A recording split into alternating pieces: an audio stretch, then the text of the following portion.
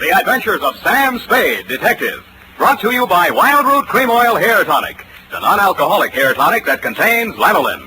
Wild Root Cream Oil, again and again, the choice of men and women and children, too.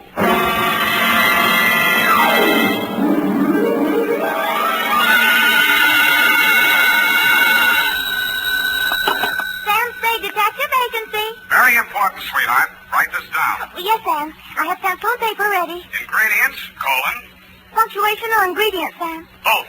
Well, what is it, Sam? A recipe. 1 pound of fennel. Oh, that's liquid measure, Sam. You put that in later. Cross out funnel? Not funnel, fennel. It is not liquid. It grows at Fairley-Pines. It's fairly what, Sam? 1 root of St. John's wort. Who's wart? Not wart, wart. Oh, what? Don't interrupt. Some newt size, a couple pounds ought to be enough. 1 ounce of bat's wool. 1 anter fork, that is not a utensil. 1 fillet of fenny snake. Some lizard's legs. 1 hemlock root digged in the dark. Directions. In the poisoned entrails throw toad that under cold stone days and nights has 31. And if anyone drops in for trick-or-treat, Effie, leave him have it. Oh, Sam, now I get it. Halloween. It's a witch's brew. You were only fooling me. That's what you think, sweetheart. Get out your cauldron, your poison pen, and your book of malefactions. I'll be right down to dictate my report on the Fairley-Bright caper, or I should have stood in bed and ducked for apples.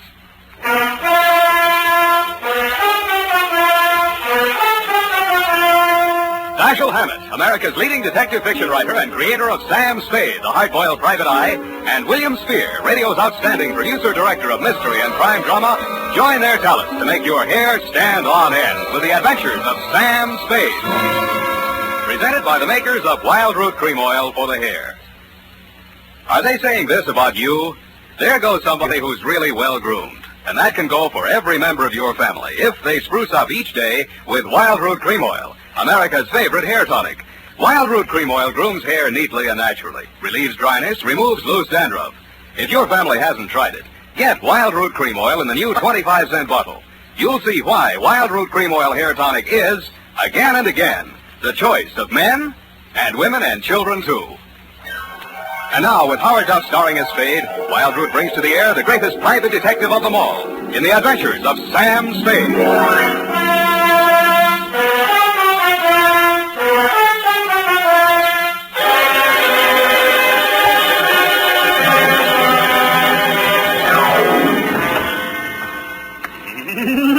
Oh! Is that the wind dying? Oh, no, it's only 2 devils that blow through a murderer's bones to and fro in the ghost's moonshine. Oh, Sam, take off that ridiculous mask. You look about as much like a demon. As a demon, check. Fly your broom into the adjoining office, sister, and we'll weave a few spells. Date, Effie. Yes, Sam. What is this thing on my desk? Looks like a pumpkin. It is a pumpkin. I made it this afternoon. Here, I'll light it. Well, isn't that cute? Isn't that cute? Eyes and nose and mouth. Looks like Lieutenant Dundee of Homicide. Well, thank you, Sam. Thank you. Well, I guess everyone knows it's Halloween, even if they don't listen to the radio. Shall we? We shall. Date, All Hallows Eve, 1948, to Fairley-Bright, Esquire, number 13, Black Place, City. From Samuel Spade, license number 137596. Subject, the Fairley-Bright caper. It was a fairly bright afternoon for the fog-bound Bay Area. There was no frost upon the pumpkin. In fact, as yet, no pumpkin. But I did see a black cat and several attractive wolf girls in broomstick skirts during the bus ride down the peninsula to your client's ancestral estate, Fairley-Pines. A bat flew out of a hollow tree as I mushed up a road through some pine woods to the house. In the gathering dusk, I also observed the toad, a lizard, and a hooty owl, which, if memory serves, are staple ingredients for a witch's brew. Then I observed, hobbling out of the forest, an authentic hag. She was wearing a dusty black robe, a peaked black hat, and her matted gray hair coiled serpent-like around her evil countenance. She leaned on a gnarled staff of hemlock, fixed me with her yellow, glittering eyes, and said, Hello, kiddo. Yes'm. Which way's the house? Which house? Fairley-Pines. Lost my bearings, I did. I was looking for some fennel. Oh. I got the bat's wool right enough and newt's legs. Couldn't find no adder's forks, but reckon this here copperhead will do the trick. What are you going to do with all that stuff? It's for the brew. I'm the witch I hired for tonight. Name's Gudge. Born Sophia, but of course I don't have no Christian name anymore since I sold out to Old Scratch. Beat me down on my price, he did too.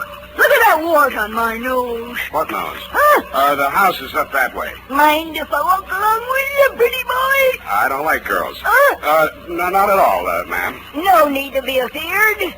With the scoungy pity they're obeying me, I'll be lucky if I give them a whiff of brimstone. Not so close, please. But I did promise one manifestation, and the scream of a soul in torment is the witching hour. Yeah. Fiddle, fiddle, aye, fiddle.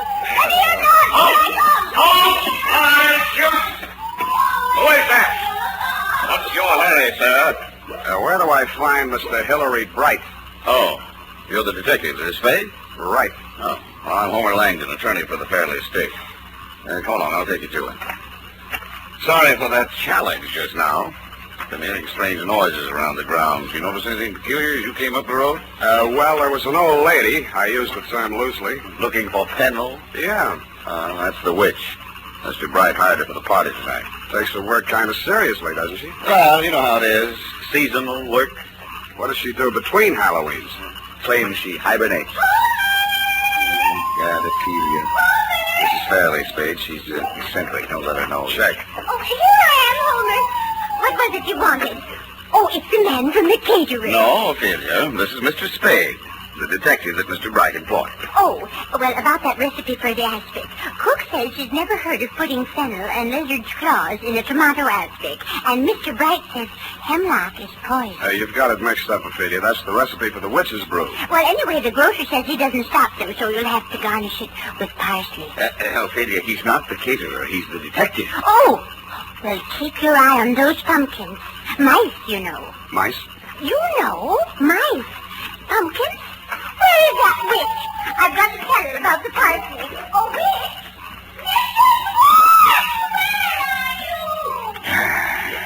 Sad case, but harmless. Shall we go in? Yeah.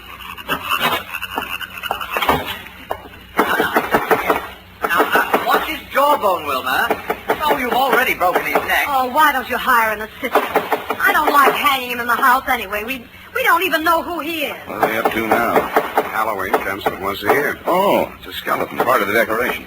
Henry. Oh, yes, Wilma. I couldn't find the witch, but here's the detective. Ah, well, you can have the witch. I'll take him. Oh, watch what you're doing, Wilma. The ladder. Sorry.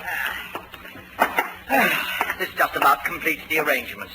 Oh, this is Miss Wilma Fairley, for whom I'm managing this nauseous ball, Sam Spade. Hillary. Is that any way to speak about a girl's fifth engagement party? Forgive me if I'm guilty of understatement. Oh, fix that wire, Wilma. The top of Frankenstein's head's caving in. And look at that, the bolts are coming out of his neck already.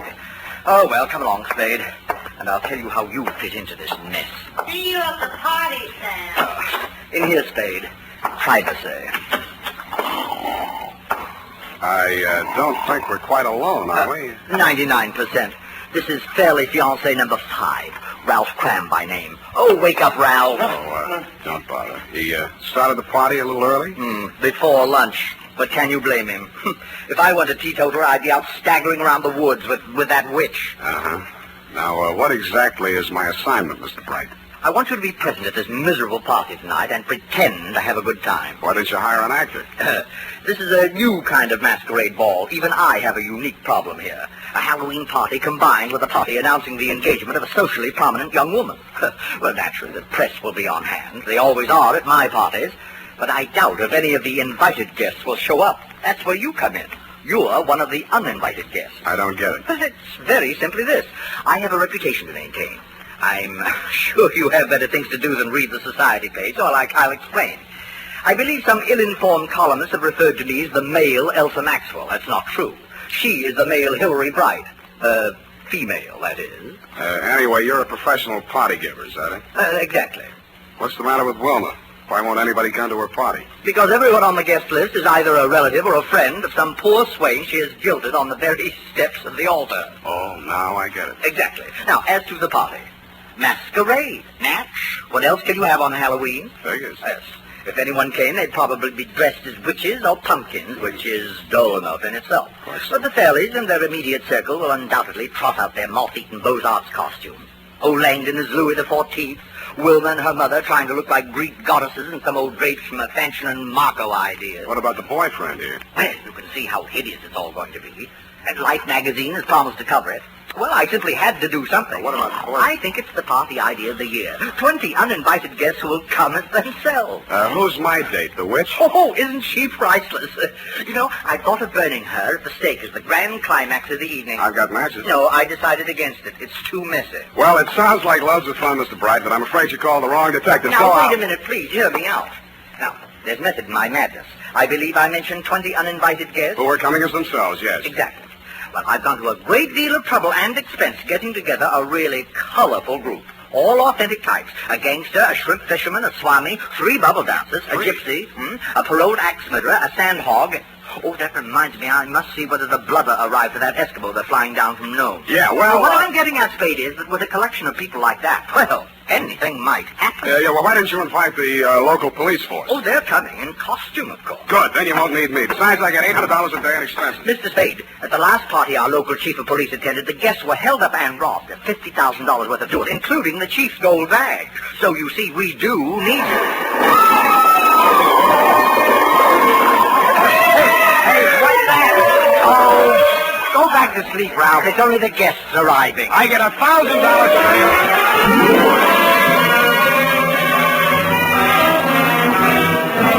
You were right. You did need a detective. In fact, you could have used several others. First, the pickpocket you'd invited lifted the police chief's wallet. The axe murderer chased the witch up a tree. And the gangster and the cowboy tried to shoot it out over one of the bubble dances. After I'd foiled the safecracker in the act of blowing the vault in the library, things quieted down, and everybody formed a circle around a bonfire. All right, quiet, please. Quiet, everyone. Quiet. Mrs. Fairley has a very important announcement to make. Ophelia? She was here just a few moments ago. Well, have you seen her around Langdon? A few minutes ago, she said she had a headache and went upstairs to get some aspirin. Sam, I'm worried about Mother. Would you mind going upstairs to see what she's up to? She's been behaving so strangely tonight. She's been behaving strangely. Sure, Wilma, I'll be right back. Come along, let's get on with it. Oh, witch. You stand over here. Yes? No, bring your broom. That's it. And don't look so pleasant. You're supposed to be evil. Beware! Those not wearing toe stain is subject to warts. There's evil in this place tonight. Blood on the stone, blood in the cauldron.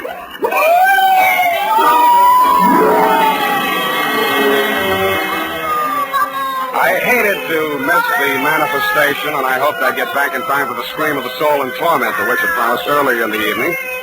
I cased the rooms on the second floor. Wilma's fiancé, Ralph Cram, was in one of them, asleep. Ophelia wasn't in any of them.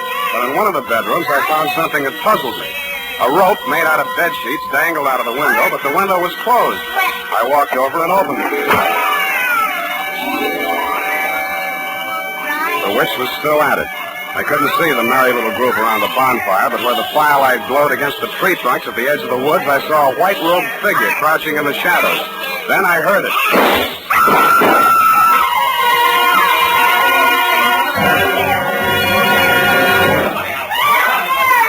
Heard them all in the house.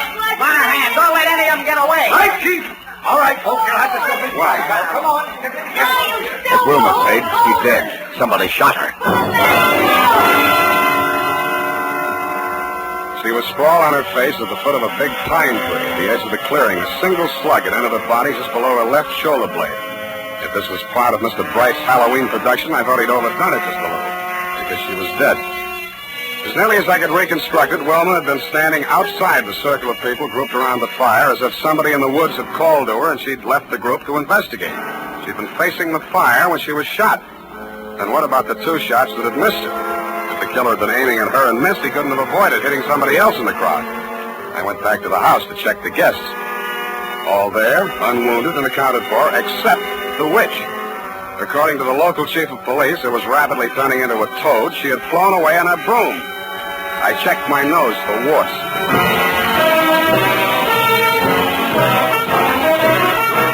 The makers of Wild Root Cream Oil are presenting the weekly Sunday adventure of Dashiell Hammett's famous private detective, Sam Spade.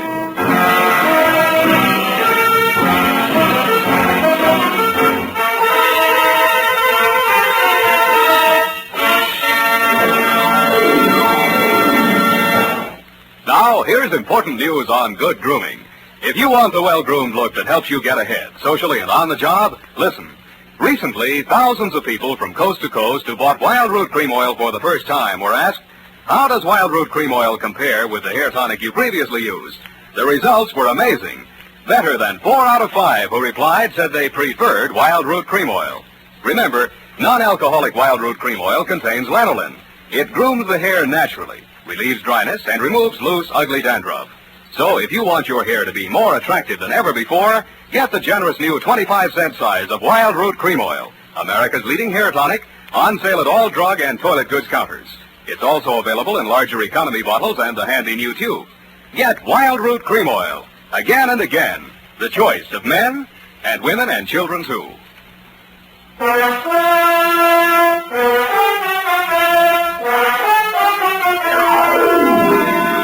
And now, back to the Fairly-Bright caper. Tonight's adventure with Sam Spade.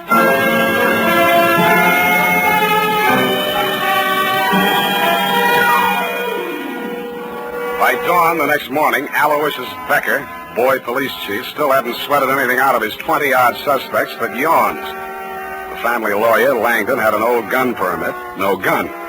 Then he canvassed the town for Wilma's 18 jilted suitors.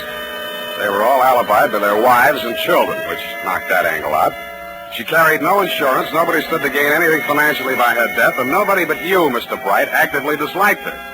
About then, Chief Becker put Ophelia back on the griddle. Now, look here, Mrs. Fairley. You still aren't coming clean with us. Clean? Oh, the ashtrays. I'll call the maid. Come back here. Yes, Chief Becker. Now, sit down, Mrs. Fairley. Now, let's go over the part of your story where we found the bed sheets hanging out your window. Yes. Why did you tie the bed sheets together and hang them out the window? For a rope. So, you admit that you used that rope to sneak out. I did no such thing. I always go out that way at night. And you admit that... Oh, I give up. Mrs. Fairley. Oh, it's you, Mr. Spade. I want to thank you for guarding the pumpkin so well. I didn't see a mouse all evening. Thank you, Mrs. Fairley. I only did what... Oh, why is Chief Becker so angry? I think what's worrying him, Mrs. Fairley, is why you closed the window behind you when you went out on your rope. So no one would know. Wilma worries about me. You won't tell her? It's as plain as a nose on your face what she's doing. Working up to an insanity plea. Ingenious theory, Chief, but look, can I talk to you a minute outside? Yeah, could use a little air. Keep 'em all here, Monahan. Look, Chief, why don't you lay off that poor old dame? She's too vague, disorganized. It took a marksman. The way the wound was, no point of exit, just puncture the wall of the heart and stop. The low velocity impact. Sure. A what? It had been fired from about the maximum range of a .38 pistol. He'd have to figure on the drop in trajectory as the bullet slowed down. It was either a trick shot or one that just connected accidentally. By the way, we only have your word for it that you were upstairs in the house when those shots were fired. You carry a .38, don't you, Spade? What kind of gun do you carry, Chief? Yes. Well, we'd better wait till ballistics sends back the report on the slug. Gosh, if we could only figure out where she hid the gun. Don't look now, Chief, but that witch is back again. What? Pretty boy, where have you been? I've been looking all over for you mortals. You're going to have a good deal of explaining to do, lady. Why did you fly away like that last night? I had to see to my cauldron. A good thing I did, too. Look what I found in it. No wonder my manifestation didn't work. Base metal in my brew. 38 caliber, too. 3 bullets fired. Gee, that settles it. You're under arrest. Who, me? Yes. No, her. Oh, no, you don't. I'll put a star on you, I will. I'll turn you into a toad. Look, Chief, where's that gun permit you took out of Langdon's room? Oh, I forgot about that. Here, it's in my pocket. Let's see that serial number. Well? They match. It's Langdon's gun. Boy, oh boy, then it's settled. That's what you think, boy, oh boy. Don't forget, he's a lawyer.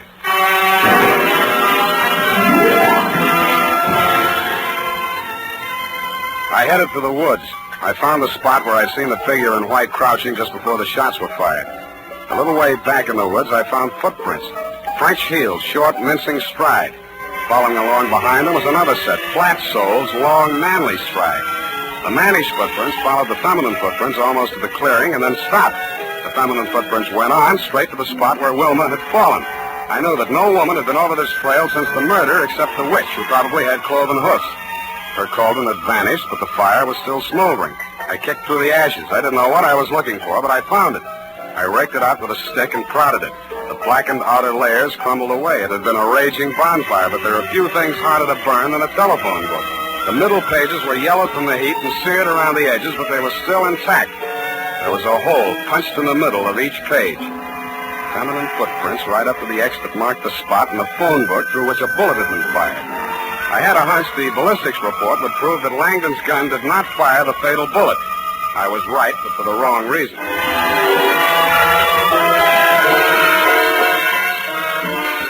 Yeah, you can't get around it, Chief. Ballistics don't lie. You can see here. You don't even need a magnifying glass. Take a look there. Don't have my glasses. Well, you ought to be able to feel it. 2 big ridges on the test slug. The other one's almost smooth. Rust pits wouldn't make a ridge like that, would they? No, we figure they must have used a faulty cutter at the factory when they rifled the barrel. Well, that settles it. That and those women's footprints and that phone book all point to Mrs. Fairley. What's about a phone book? Whoever shot her fired the slug through a phone book to make it look like a long-range job. It was a low-velocity hit, all right, but it was tearing through that phone book that slowed it down. That proves the killer didn't have to be a marksman. Stood right next to her. What's so funny? This picture in the morning paper, you and those bubble dancers, Chief. Let me see that. Why, that's libelous. It's more than that. Huh? There in the background, Langdon and Mrs. Fairley. What about them? Their shoes. Langdon's dressed as Louis XIV, French heels. Mrs. Fairley in that Greek goddess getup, sandals, flat heels. It's Langdon's gun, then it's not Langdon's gun. It's a long-range shot, then it's through a feed catalog. Phone book. Now it's a man in woman's shoes. An attorney at that. Monahan, get me some fingerprints, something I can work with.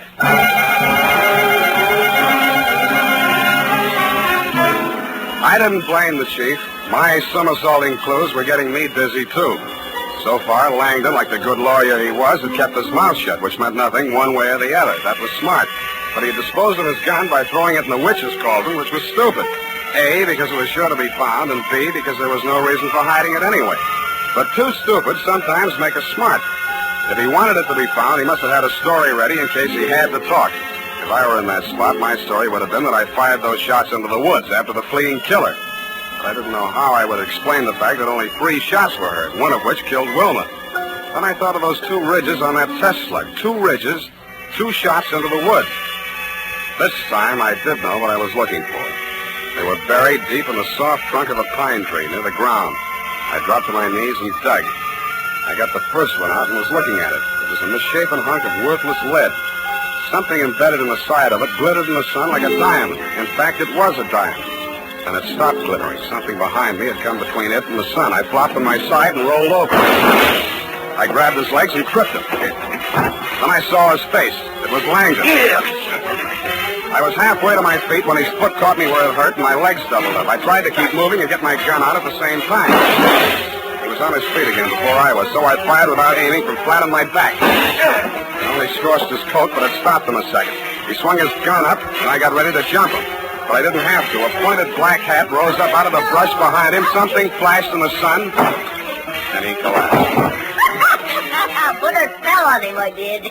With this here magic wand. Blown instrument to you, Sonny. Thank you, Mrs. Witch. God's his handle, son, which is my profession. Well, boy, that was a close call. Put the cuffs on him, Monahan. Hey, what are you doing? Oh, no, Monahan, not Spade. Langdon there. Been following him since I found out he was wearing women's shoes. Well, that settles it, eh, Spade? Yeah, but you'll need this. What is it? A jeweled bullet. A slug with a diamond set in it. Come on, hero. It's the master clue of this caper. Oh, yeah, the master clue. You better come along, too, lady, for questioning. What? We'll book her for vagrancy if we need it. Oh, no, you don't. I'll turn you into a toad. You don't believe me, do you? Hoppy toad, warty and green.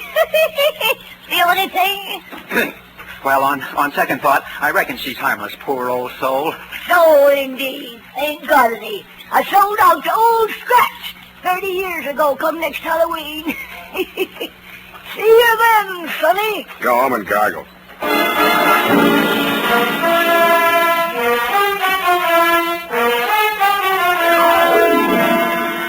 Period. End of report. But, Sam, what was the significance of the jeweled bullet? Oh. Well, after he shot Wilma, Langdon fired 2 shots into the woods, remember? Yes. Those 2 bullets had diamond insets so placed that they would gouge the inside of the gun barrel. All bullets fired from the gun thereafter would have markings different from the one fired into Wilma's body. Oh. Well, he was wrong, of course, but it was noble of him to want to cover up for poor Mrs. Fairley. What for, Abby? Well, she killed her daughter, of course, because she was just out of patience with her, getting engaged and unengaged all the time till they hadn't a friend in the world. That's so. That was the motive, wasn't it, Sam? That's Fairley-Bright, sweetheart, except that Mrs. Fairley did not kill her daughter. Langdon did. You mean she was his daughter, too, by a previous marriage? Don't take that up, sweetheart, before I turn you into a toad.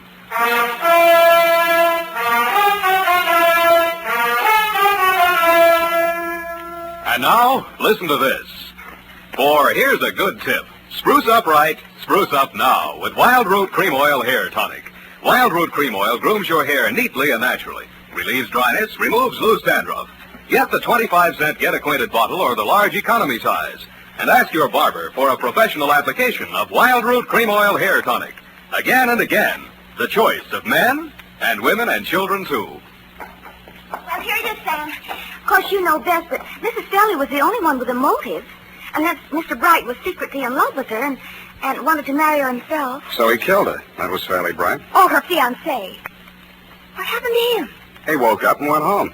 Oh, well, I guess he didn't have a motive. Pay attention, sweetheart. Langdon, as trustee of the Fairley estate, had embezzled large sums of money, which he would have to account for under the community property law if she got married. She got married. He had already broken up many of her romances, but when the old lady went soft in the head, he decided to end the danger once and for all. He could explain matters any way he wanted to, and there'd be nobody to contradict him. Are you listening up? Sam, what does she do between Halloween? The witch? Oh, she's the squeak in the door on Inner Sanctum. Oh, Sam. You made the joke too small. Well, good night, Sam. Good night, sweetheart.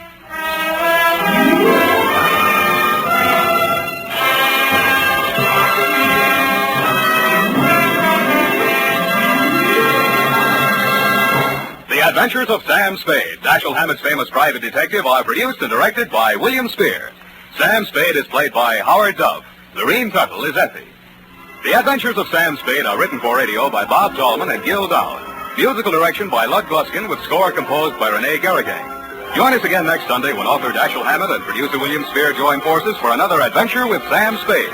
Brought to you by Wild Root Cream Oil. Again and again, the choice of men and women and children, too. This is Dick Joy reminding you to get Wild Root Cream Oil, Charlie, to keep your hair in trim. You see, it's non-alcoholic, Charlie. It's made with Susan Lanolin. You better get Wild Root Cream Oil, Charlie. Start using it today. You'll find that you will have a tough time, Charlie, keeping all the gals away. Hiya, Baldy. Get Wild Root right away. This is CBS, where 99 million people gather every week, the Columbia Broadcasting System.